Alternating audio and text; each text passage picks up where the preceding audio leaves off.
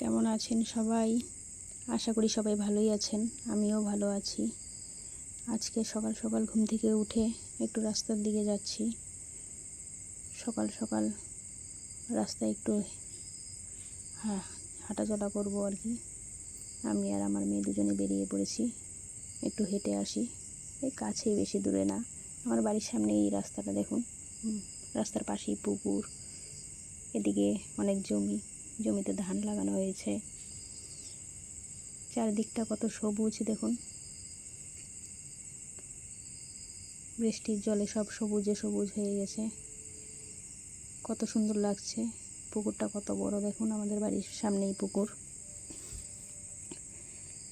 কত গাছ, কি সুন্দর লাগছে দেখুন চারপাশটা। এ পাশে আবার যে এটা সেন্টার ঘর, বড় ঘরটা যে দেখছেন, তার পেছনেই আমাদের বাড়ি। আর এটা হচ্ছে মেন রাস্তা, এই রাস্তা দিয়ে আমরা চলাফেরা করি। এখন বাড়িতে চলে আসলাম। বাড়িতে চলে এসে উঠোনটা ঝাড় দিয়ে নিচ্ছি। এটা আমাদের রাস্তা বাড়ি থেকে বের হওয়ার। এই রাস্তাটা দিয়ে গিয়ে ওই রাস্তাটাতে উঠি। দেখুন রাস্তাটা দেখা যাচ্ছে, একটু আগে যে রাস্তাটা দেখলেন সেটার সামনেই। ঝাড় দিয়ে এখন বাসনগুলো মাজতে চলে আসলাম। বাসনগুলো মাজবো। বাসনগুলো মাজা হয়ে গেলেই মুখ টুক ধুয়ে ফ্রেশ হয়ে নেব। সকাল সকাল উঠেছি তো, তাই কাজে এনার্জি পাচ্ছি। এমনিতেই সব দিন সকাল সকাল ওঠা হয় না, দেরিতেই আমি উঠি। অন্যদিন এই কাজগুলো আমার মাই করে বেশিরভাগ, আমি কমই করি। আজ যখন উঠেছি তখন ভাবলাম যে আমিই করিনি। বাসনগুলো মাজছি। আর আমাদের কলের অবস্থাটা দেখুন। এখন চলে আসলাম ঘরে, বিছানাটা তুলে নিচ্ছি, একটু গুছিয়ে নিই বিছানাটা। এই চাদরটা আমার মেয়ে গায়ে দেয়। সেরকম যদিও ঠান্ডা না, কিন্তু ফ্যান চলতে থাকে তো সারা রাত্রি, তাই হালকা ঠান্ডা লাগে, তখন গায়ে নিয়ে নেয়।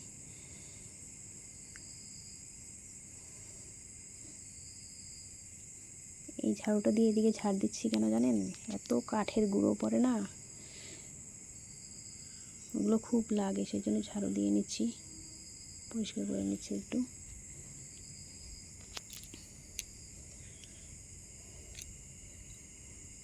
ঘরটা এত অন্ধকার থাকে, তাই লাইট না জ্বালালে ঘরটা মানে ভিডিও যে করছি সেই ছবিটা অন্ধকার অন্ধকার দেখা যাচ্ছিল।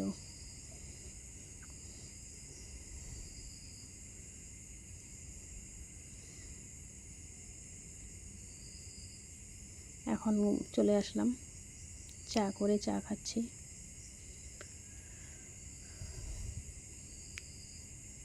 চা খেয়ে আবার রান্না বসিয়ে দেব।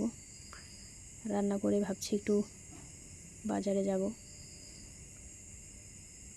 মশলাটা বেটে নিচ্ছি। এখানে মাছের তেল আর আলু ভাজা হচ্ছে। মশলা বেটে আলু পটলের তরকারি হবে। আপনারা খান কিনা জানি না, মাছের তেলের আলু দিয়ে ভাজা আমার কাছে খুব পছন্দ, আমার খুব ভালো লাগে। গরম গরম মাছের তেল ভাজা আর ভাত আমার তো দারুণ প্রিয়। এখানে দুটো ডিম সিদ্ধ দেখতেই পাচ্ছেন। মেয়ে আবার স্কুলে যাবে, সেজন্য ও আবার এই তেল ভাজা পছন্দ করে না, ওই ডিম সিদ্ধ খাবে। এখানে ডাল আছে, ওই যে মিষ্টি কুমড়ো ভাজা, মিষ্টি কুমড়োর বড়া, এটা করেছি, সকালবেলা করে নিয়েছি। এই যে এখন বাজারে, এটা বানেশ্বরের শিব মন্দির, আপনারা হয়তো অনেকেই চিনে থাকবেন। আমাদের বাড়িটা হচ্ছে বানেশ্বর বাজার আর মন্দির পাশাপাশি, সেজন্য আমরা বাজারে গেলে মন্দিরে একবার করে হলেও যাই। মহাদেবের ভক্ত এখানকার সব লোকজন, সবাই বাবার আশীর্বাদ নিয়ে তারপর সবখানে সব কাজের জন্য, তাই এখানে একবার করে আমরা আসি।